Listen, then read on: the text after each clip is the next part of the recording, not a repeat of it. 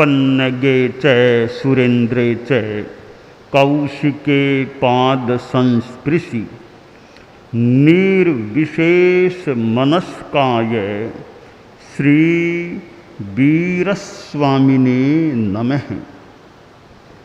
भगवती सूत्र में कहा गया है छौमत्थे णम भन्ते मनुषे तीतम अनंतम सासयम समयम केवलेनम संजमेणम केवलेनम संबरेणम केवलेनम बंबचेरवासेणम केवलाहिं पवयन मायाहिं सिद्धिंसु बुद्धिंसु मुच्चिंसु परिनिब्बा इंसु सब दुखानम अंतम करिंसु गोयमा नो विनठे समठे। एक प्रसंग थोड़ा सा वैसे विस्तार में यहाँ भगवती सूत्र में दिया गया है।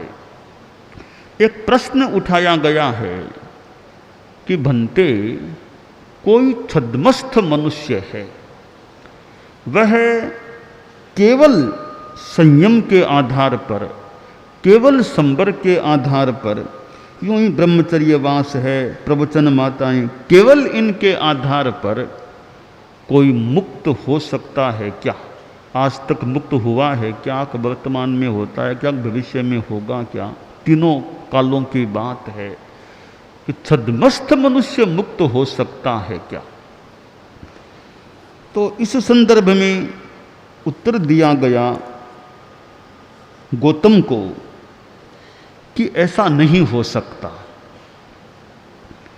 मनुष्य दो प्रकार के होते हैं, छद्मस्थ और केवली। छद्मस्थ वह होता है जिसके ज्ञान पर आवरण विद्यमान है, वह छद्मस्थ होता है। और जिसके ज्ञान पर बिल्कुल आवरण नहीं रहा, वह केवली हो जाता है।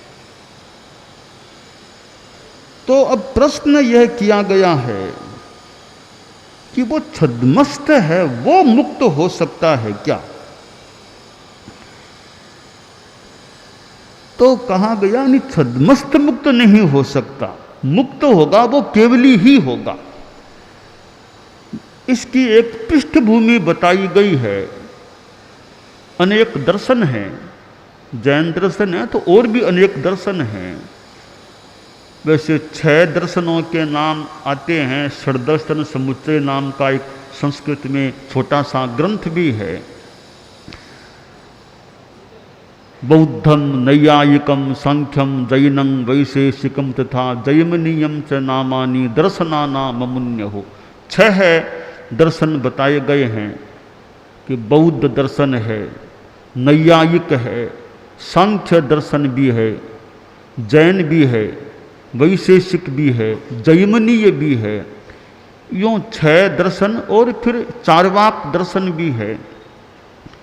तो इन दर्शनों में जो सांख्य दर्शन है और बौद्ध धर्म का जो बौद्ध बुद्धिज्म बौद्ध दर्शन है, वहाँ यह सिद्धांत है कि मुक्त होने के लिए ज्ञान की अर्हता का कोई नियम नहीं है। यानी ज्ञान के बिना भी आत्मा मुक्ति में जा सकती है।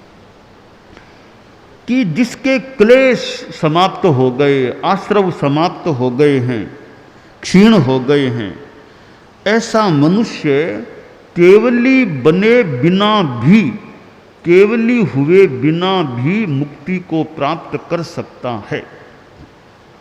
यह एक उनका, दूसरों का सिद्धांत रहा है।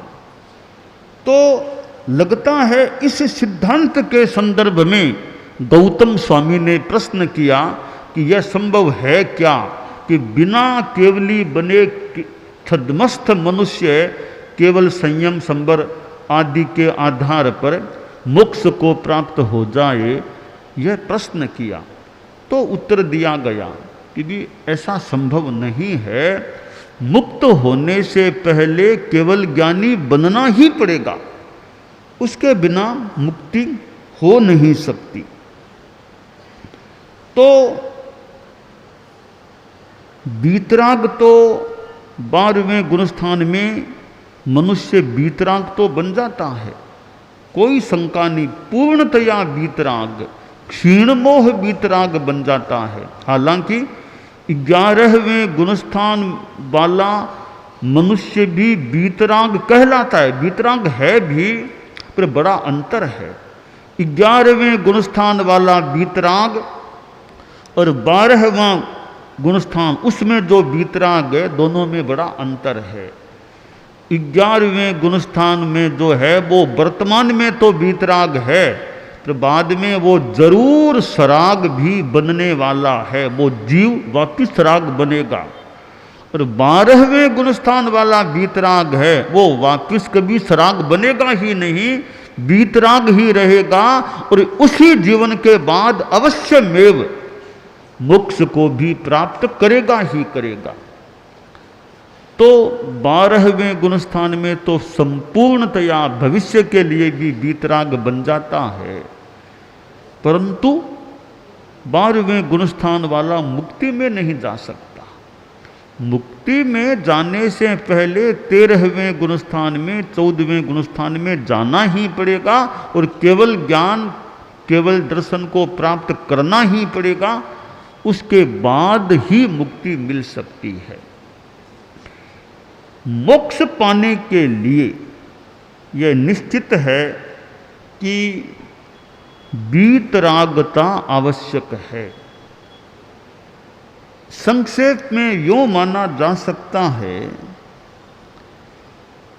कि जो उत्तरध्ययनानि में कहा गया है, नानस्य सब्बस्य पगासनाय अन्नान मोहस्य विवर्जनाय रागस्य दोषस्य शंख एणम एगंत सुखम समुवे मोक्षम।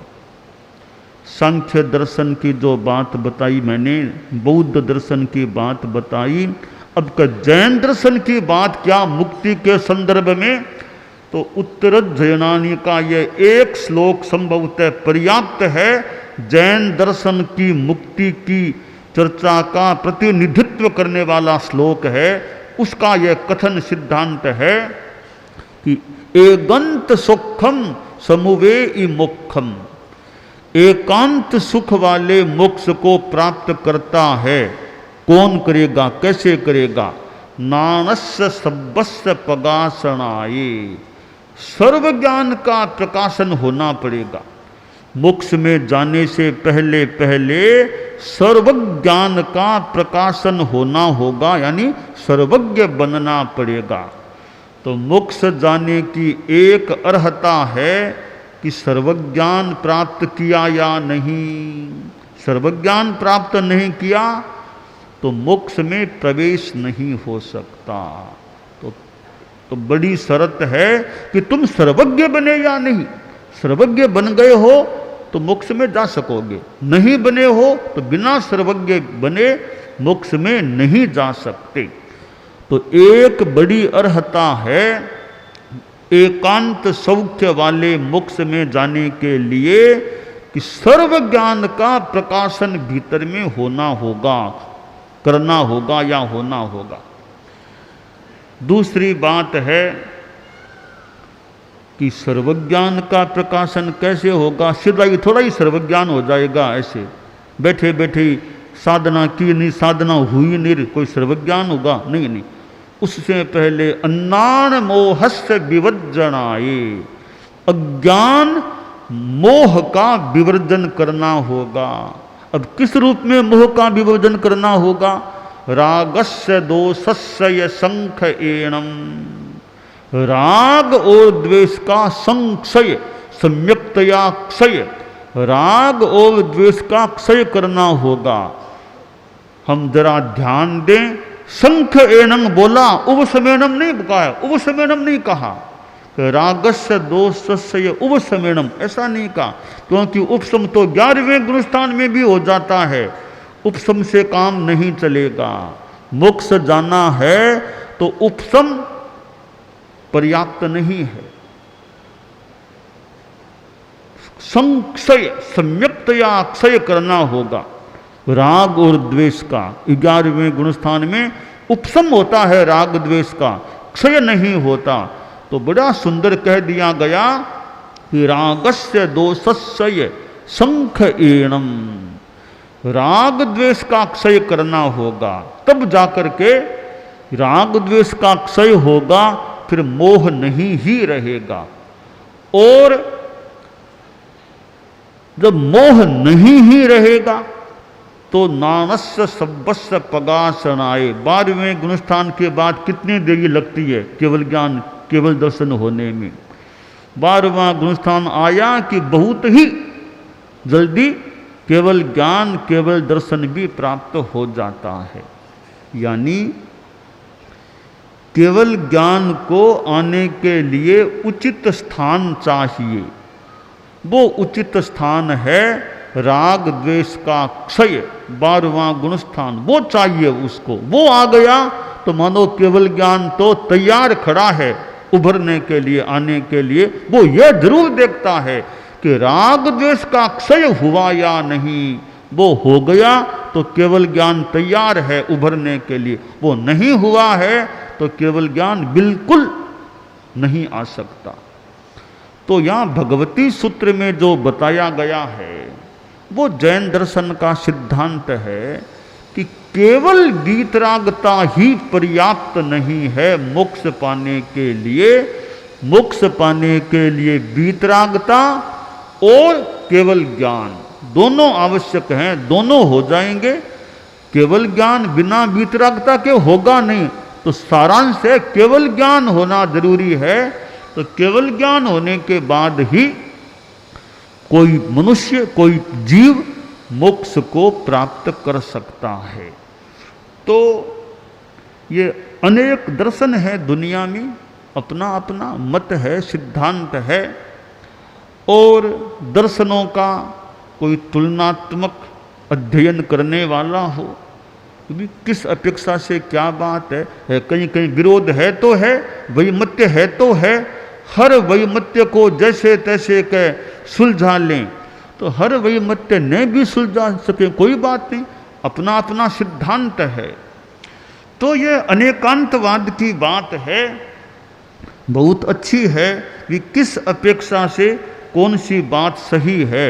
यह अनेकांतवाद से एक चिंतन मनन किया जा सकता है, पर सारी बातें अनेकांतवाद से सुलझ ही जाएगी ये भी मुश्किल लगता है। हर अपने अपने सिद्धांत हैं, जैसे तैसे दूसरों के हर सिद्धांत को अनेकांत से कोई हम सही साबित कर दें, यह कठिन लग रहा है कि हर बात को अनेकांत से कोई उनका भी सही, हमारा भी सही, सब सही, यह कहना मुश्किल है। ठीक है, वैमत्य है तो है, वैमत्य को स्वीकार करने में क्या फर्क है, क्या दिक्कत आती है? अभी हमारा यह सिद्धांत है, उनका यह सिद्धांत है, इतनी बातों में हमारे समानता है, इन बातों में हमारे समानता नहीं भी है वो स्पष्ट है। अब क्यों नहीं है कि अपने अपने सिद्धांत है, निश्चय में भगवान जाने वही सत्य है, हमारा यह सिद्धांत है, यह बात भी सही है। तो यह अनेकांतवाद है। अनेक बातों को अनेकांत से, नई दृष्टि से, अपेक्षा से सही रूप में भी मान्य किया जा सकता, हो सकता है, पर हर बात, हर सिद्धांत अनेकांतवाद से सही हो ही जाएगा, मान्य हो ही जाएगा, यह भी मुश्किल बात या असंभव बात जो भी लग रही है। तो यह तुलनात्मक अध्ययन की जो बात है, तो तुलनात्मक अध्ययन में हर जगह सहमति का होना जरूरी नहीं है। ये बातें अलग अलग हैं, इनमें डिफरेंस है, अंतर है, तो इसको भी स्वीकार करने में कोई बुरी बात नहीं है, कोई कठिनाई की बात भी नहीं होनी चाहिए। तो हम अनेक दर्शनों की बातों को देख लें, अनेक परंपराओं की, संप्रदायों की बातों को देख लें, भाई कहीं कहीं डिफरेंस है तो है। कभी एकता कर लो, एकता, तभी एकता जहाँ उचित हो, अपेक्षित हो सके उतनी एकता ठीक है। बाकी राग, कोई लड़ाई झगड़ा तो है नहीं, है उतनी अपनी। अब कोई जैसे चिंतन के लिए कई बार का जैन एकता, जैन एकता, अच्छी बात है, जैन एकता रहे, सौहार्द रहे। तो जैन एकता का मतलब क्या करें? जैसे कोई हमें कह दे कि आप मुख भस्त्रिका छोड़ दो तो जैन एकता हो जाएगी, कोई दूसरों को कह दे मुख भस्त्रिका बांध लो तो एकता हो जाएगी। ये थोड़ी कठिन बात है। हमारे लिए मुख भस्त्रिका छोड़ना मुश्किल है तो दूसरों के लिए, कईयों के लिए मुख भस्त्रिका बांधना मुश्किल हो सकता है। कोई कह दे जैन एकता करनी है, आप सब कपड़े छोड़ दो, कपड़े छोड़ दो, अचेल बन जाओ तो एकता हो जाएगी। वे दिगंबर हैं ही, आप लोग श्वेतांबर हैं, आप भी कपड़े छोड़ दो, सब एक हो जाओगे। अब हमारे लिए कपड़े छोड़ छोड़ के अचेल होना मुश्किल है, उनके लिए कपड़े पहनना भी मुश्किल है, तो यह एकता भी मुश्किल है। तो अनेक चीज़ें, कोई कह दे भाई कि ऐसी ऐसी बातें कर लो, आप मान्यता को बदल दो। कोई कहे भी कि स्त्री की मुक्ति नहीं हो सकती, तो आप भी मान लो स्त्री की मुक्ति नहीं हो सकती।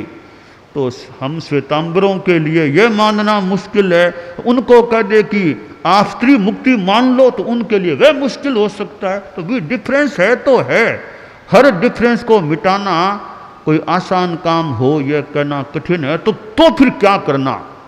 तो डिफरेंस तो है, अब करें क्या? भी करो क्या? शांति से रहो, सौहार्द से रहो, मैत्री से रहो, मिलजुल के रहो। मिलो तो अच्छी तरह बात कर सकते हो, एक मंच पर प्रोग्राम कर लो। और कोई जिन बातों में एक मत हैं उनको तो एकता की, ये हम सब की एक ही मान्यता। जैसे भी नवकार मंत्र है, भी नवकार मंत्र जैनों में कौन नहीं मानेगा? नवकार मंत्र को जैन शासन में कौन नहीं मानेगा? तो उसमें सामान्य एकता की बात हो ही सकती है। अब उदाहरण के लिए भक्तांबर है, तो भक्तांबर दिगंबर हो या श्वेतांबर, दोनों में भक्तांबर चलता है, तो भक्तांबर में प्राय प्राय एकता की बात हो सकती है। साधु के महाव्रतों की जहाँ तक बात है, तो महाव्रतों में कौन नहीं मानेगा? महाव्रत को सब, महाव्रत तो अच्छे हैं ही हैं साधु के लिए। तो ऐसे तत्वार्थ सूत्र है जैन शासन में। अब तत्वार्थ सूत्र ऐसा ग्रंथ है, जहाँ तक मेरा आकलन है, उसको दिगंबर भी मानते हैं और श्वेतांबर भी मानते हैं। तत्वार्थ सूत्र ऐसा ग्रंथ है, एक तो तत्वार्थ सूत्र, एक भक्तांबर, इधर नवकार मंत्र, इनमें लगभग पूरा जैन शासन, दिगंबर, श्वेतांबर, मूर्ति पूजक, अमूर्ति पूजक, सारे मेरे ख्याल से एक मत हैं। तत्वार्थ को मोटा मोटी दिगंबर भी मानते हैं, श्वेतांबर भी, थोड़ा बहुत अंतर हो तो बाकी दोनों मानते हैं। नवकार मंत्र सब में, भक्तांबर भी थोड़ा बहुत अंतर हो तो बाकी सब में मान्य। तो इनमें तो एकता है ही है, तो बाकी एकता ही रखो भी। अपने ने लड़ाई झगड़ा करना, ने अनावश्यक किसी की निंदा करना, अपना अच्छा काम करो, अच्छी तरह मिलजुल के रहो। मौका लगे तो कभी साथ में प्रोग्राम करो, साथ में चिंतन करो, मंथन करो, जैन शासन के विकास की बात करो। जैनम जयतु शासनम, जैन शासन की विजय हो, खूब अच्छा विकास हो, ऐसा चिंतन करें अच्छी तरह। वो जैन एकता हो गई हमारी, और तो क्या एकता? हाँ, हो सके तो संवत्सरी की एकता जितनी हो सके प्रयास कर सकते हैं, हो जाए तो ये एकता की सापेक्ष बात है। हर बात में एकता तो मुश्किल है भी, जैसे कपड़े छोड़ना मुश्किल है, कपड़े पहनना उनके लिए, तो इनमें एकता होना तो मुश्किल काम है। तो ठीक है, क्या दिक्कत है? आपके सिद्धांत में अचेलता, आप अचेल रहो, कोई दिक्कत नहीं। हमारे सिद्धांत में सचेलता, सचेल रहो, कोई दिक्कत की बात नहीं। अपने कहाँ दिक्कत है? अपना अपना सिद्धांत है, कोई दिक्कत नहीं है। तो मैत्री भाव रखो, सौहार्द भाव रखो, मौका हो तो चिंतन मंथन करो, जैन शासन के विकास का चिंतन करो, और कैसे हमारा धर्म का, अध्यात्म का, आत्मा का विकास हो सके। इसलिए भगवान महावीर की निर्वाण शताब्दी आई थी सन 1974 में। उस समय दिल्ली में गुरुदेव तुलसी भी थे, और भी अनेक जैन शासन के व्यक्तित्व दिल्ली में थे। एक एकता का माहौल। और अब मैं देखता हूँ कई बार महावीर जयंती का प्रोग्राम होता है, जैन शासन के अनेक संप्रदायों के साधु साध्वियाँ आचार्य साथ में बैठते हैं, प्रोग्राम होता है। या खमत खामना का संवत्सरी 10 लक्षण के बाद प्रोग्राम होता है दिल्ली आदि जब, तो वो साथ में बैठते हैं, प्रोग्राम भी होते हैं। और भी कई बार मिलना होता है, प्रोग्राम साथ में होते हैं, साथ में बात करते हैं, सौहार्द से एक दूसरे को पहुंचाने के लिए, अगवानी के लिए भी सामने चले जाते हैं। ये सौहार्द है, मैत्री है। तो ये अनेकांत है। तो अनेकांत का मतलब यह नहीं कि हर बात को सही मान ही लेंगे। अपना अपना सिद्धांत है, अपना अनाग्रह भाव से अध्ययन करो, चिंतन करो, मनन करो। हर व्यक्ति की हर बात सही ही है, यह कोई मानना जरूरी नहीं। पर मैत्री भाव रखो, प्रेम रखो अपना। लड़ाई झगड़ा विवाद इनमें फालतू में मत जाओ। हाँ, तर्क शास्त्रार्थ करें तो अलग बात है, चर्चा वार्ता करें तो अलग बात है। बाकी कोई किसी से लड़ाई झगड़ा विवाद कलह इनमें नहीं जाना चाहिए। शांति से रहो, अच्छा काम करो, एक दूसरे के जितना हो सके सहयोगी बनो, सहयोग करो एक दूसरे का। जैन शासन को और आगे अध्यात्म की दिशा में हम आगे बढ़े, यह प्रयास करो, चिंतन मंथन करो। यह एकता ठीक है। तो ये एकता भी अच्छी है, पर एकता अपनी सीमा में ही हो सकती है, सापेक्ष बात है। तो मैत्री के रूप में एकता हो, सौहार्द के रूप में एकता हो। तो जैसा कि मैंने कहा कि सांख्य दर्शन है, बुद्ध, एकता तो जैनों में हो ही हो, औरों से भी एकता रखो। अनेक धर्मों के लोग हैं, कई बार विभिन्न धर्मों के एक साथ बैठते हैं। ईसाई वाले भी आ जाते हैं, इस्लाम वाले भी आ जाते हैं, हम जैन भी बैठ जाते हैं, कोई बुद्ध भी आ जाते हैं। इस प्रोग्राम साथ में करते हैं, वो सर्वधर्म सद्भाव का प्रोग्राम होता है। वो एकता की बात अभी, हम सब धर्मों के लोग हैं, साथ एकता रखें। कोई सांप्रदायिक उन्माद नहीं, दंगा नहीं, मारकाट नहीं, हिंसा नहीं, प्रेम मैत्री भाव रखो सबके साथ। तो यह एकता अपने आप में मैत्री के रूप में जो होती है वो अच्छी चीज़ है। तो यह भगवती सूत्र में जो सिद्धांत का मतभेद आया है कि सांख्य दर्शन का थोड़ा अलग सिद्धांत है, बुद्धिज्म का थोड़ा अलग है। जैन दर्शन, जैन आगम ने कहा कि भाई यहाँ ज्ञान भी जरूरी है, केवल वीतरागता ही पर्याप्त नहीं है, ज्ञान का होना भी जरूरी है। बिना केवल ज्ञान हुए मुक्ति नहीं मिल सकती। तो यह भगवती का सिद्धांत बताया गया है कि जैन दर्शन में यह सिद्धांत है कि मुक्ति पाने के लिए ज्ञान भी जरूरी है, केवल ज्ञान हुए बिना मुक्ति नहीं मिल सकती। दानांश्चित्थम अभय प्रयाणम सच्चे सुया अणवज्जं वयंती तवे सुया उत्तम बंभचे लोगुत्तमे समणेनाय पुत्ते।